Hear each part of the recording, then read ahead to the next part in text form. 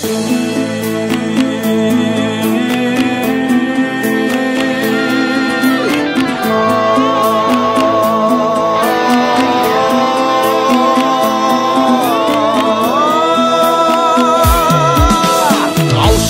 басады Аллаштың баласы, өз елі өз жері қалдырған бабасы, бір түйір топырақ бір тамшы. Ассалаумағалейкум жауынгер арнасының көрермендері. Асу Алмабаев UFC-дегі өзінің 4-ші жекпе-жегін өткізеді. Қарсыласы Матеуш Николау, Бразилия елінің өкілі. Жекпе-жек 20 қазан күні UFC Vegas 99 жарысында болады. Асулар шамамен түнгі 3:30-да төбелеседі. Ал енді Асудың қарсыласы жайында айта кетсек, Матеуш Николау Перейра бразилиялық азамат, осыған дейін 19 жекпе-жекті жеңген және 4-еуінде жеңіліс тапқан. UFC тұжырымына 2015 жылы енген. Ол 3 жекпе-жекті ұтып, 4-шісінде Дастин Ортиздан ұтылып промоушеннен шығып қалады. Кейін сыртта жүріп, 2 жекпе-жекті ұтып UFC-ге қайта қабылданды. Кіре сала жалға Шымағұловты ренжіткен Мануэл Капен ұтты және Тим Эллиот, Дэвид Дворак, Мэтт Шнелл сияқты жауынгерлерді ұтады. Ал соңғы 2 жекпе-жегінде жеңіліс тапты. Матеуш Николау өзінің жеңісіне сенімді. Fight Banansқа берген сұхбатында, олар менің қолымды көтеретініне сенімдімін. Жеңіске қалай жеткенім маңызды емес.